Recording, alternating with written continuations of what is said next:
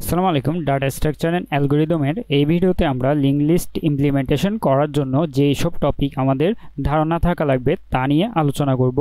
তো চলো আমরা কি কি টপিক নিয়ে ধারণা থাকা লাগবে। আমাদের 4টা টপিক নিয়ে ধারণা থাকা লাগবে।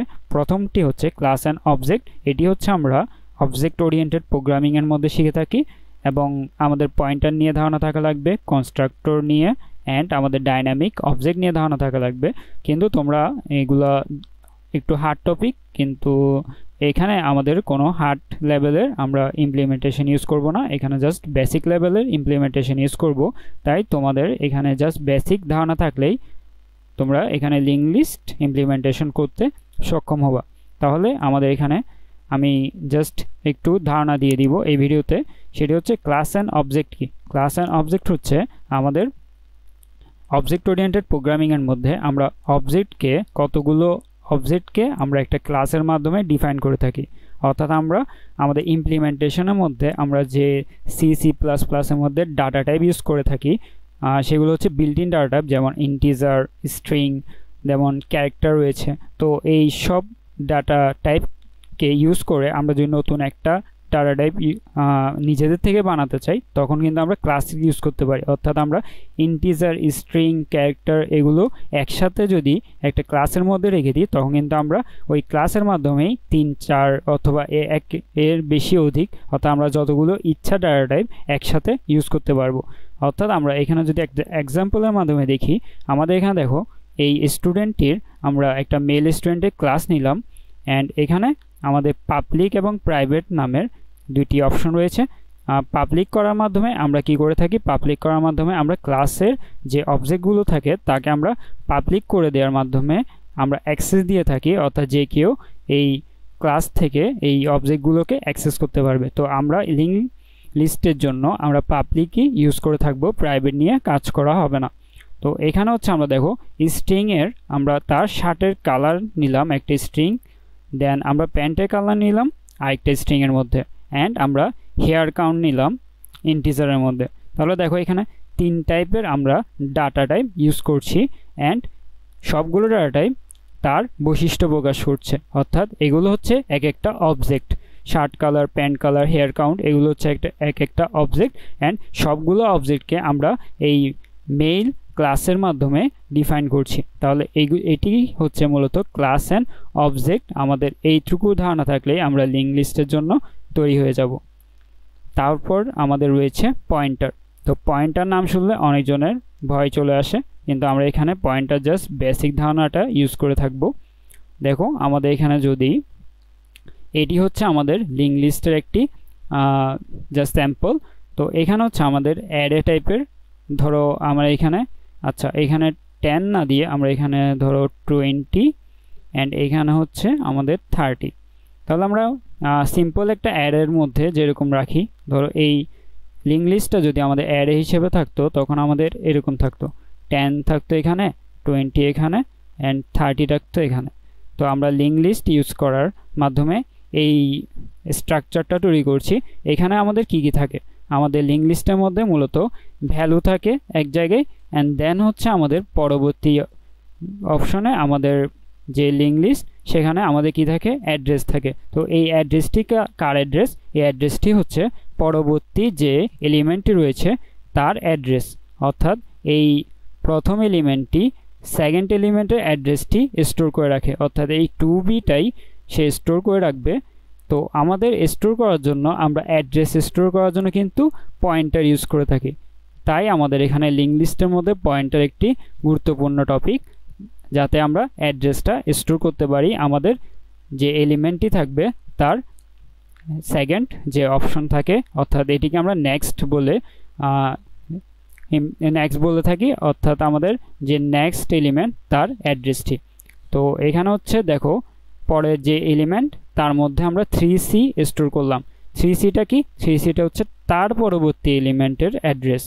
তাহলে আমরা এই 20তে যখন আসবো তখন আমরা পাবো 3c এর মাধ্যমে আমরা বুঝতে পারবো তার পরবর্তী এলিমেন্ট হচ্ছে 30 এবং 30 এর পর দেখো 30 এর যে নেক্সট রয়েছে, নেক্সটে নাল দেওয়া রয়েছে, অর্থাৎ তারপরে কোনো এলিমেন্ট নেই, অর্থাৎ তারপরের অ্যাড্রেসটি হচ্ছে নাল। তাহলে এভাবে আমরা পয়েন্টারের মাধ্যমে আমরা লিঙ্ক লিস্টে অ্যাড্রেস স্টোর করতে পারবো। তাই আমাদের এখানে পয়েন্টার একটি গুরুত্বপূর্ণ টপিক। অ্যান্ড পয়েন্টার আমরা কিভাবে ডিক্লেয়ার করব? পয়েন্টার আমরা ডিক্লেয়ার করব এভাবে, অর্থাৎ আমরা যে আগের স্লাইডে যে মেইল ক্লাস নিয়েছিলাম আমরা সেটাকে নোড বলবো। অ্যান্ড পাবলিক যে অপশন ছিল সেখানে আমরা যে অবজেক্টগুলো নিয়েছিলাম সেখানে আমরা ইন্টিজারের মধ্যে আমাদের ভ্যালু নেব। এই ভ্যালুটা হচ্ছে এই ভ্যালুটা।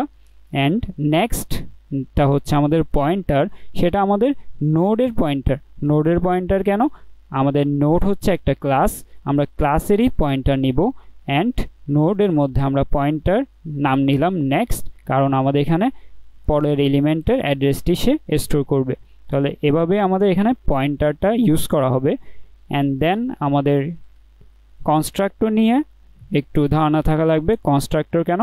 কনস্ট্রাক্টর হচ্ছে আমরা এই ভ্যালুগুলোতে আমাদের মেইন অর্থাৎ ইন মেইন ফাংশন থেকে কল দিব। তো যখনই আমরা কল দিব, ধরো আমরা ইন মেইন ফাংশন থেকে এই এলিমেন্টটা কল দিলাম 10 and 2b। তো 10 and 2b কোথায় আসবে? 10 and 2b, 10 আসবে এখানে অ্যান্ড 2b আসবে এখানে। তো সে বুঝবে কেমনে এগুলো 10 and 2b গুলো স্টোর করবে কীভাবে? তো স্টোর করার জন্য আমরা মূলত এখানে আমাদের কনস্ট্রাক্টর ইউজ করব। কনস্ট্রাক্টরের মধ্যে আমরা নোড ক্লাসের একটা ফাংশন নিব অ্যান্ড আমরা এখানে প্যারামিটার হিসেবে ভ্যালু দিব। তো ভ্যালুর মধ্যে কত আসবে? যদি আমরা এই এলিমেন্টটা অ্যাক্সেস করি তখন আমাদের ভ্যালুর মধ্যে আসবে 10 অ্যান্ড ভ্যালুর মধ্যে 10 চলে আসবে।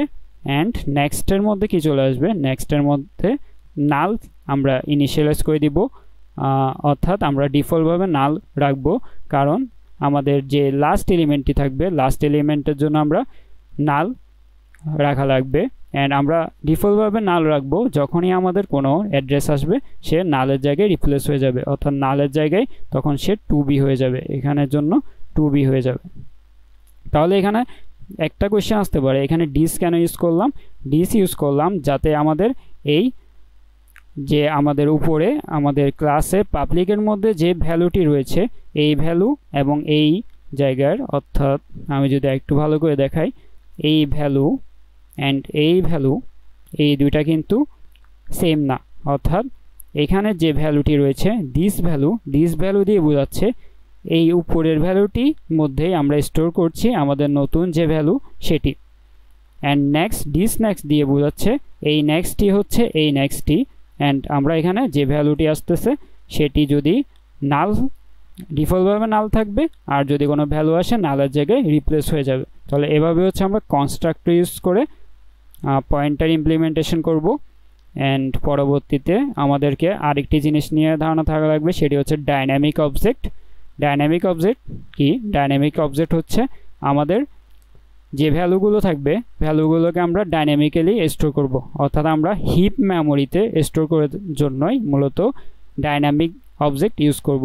অর্থাৎ আমাদের যে এলিমেন্টগুলো থাকবে তাদেরকে আমরা পয়েন্টারের মধ্যে নিয়ে অর্থাৎ পয়েন্টারে স্টোর করব অ্যান্ড ডাইনামিক্যালি আমরা এগুলোকে নিয়ে থাকব। ডাইনামিক্যালি নেওয়ার মাধ্যমে আমরা এগুলোকে হিপ মেমোরিতে স্টোর করব।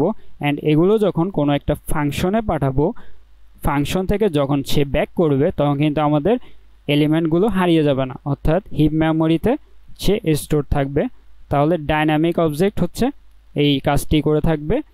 তো তোমরা যদি এই টপিকগুলো ক্লিয়ার না থাকে তোমরা অন্য ওয়েবসাইট থেকেও কিন্তু এই টপিকগুলো সম্পর্কে জাস্ট বেসিক ধারণাটা নিয়ে নিবা। অ্যান্ড পরের ভিডিওতে আমরা লিঙ্ক লিস্টের ইমপ্লিমেন্টেশনটা কীভাবে করতে পারি তা দেখব।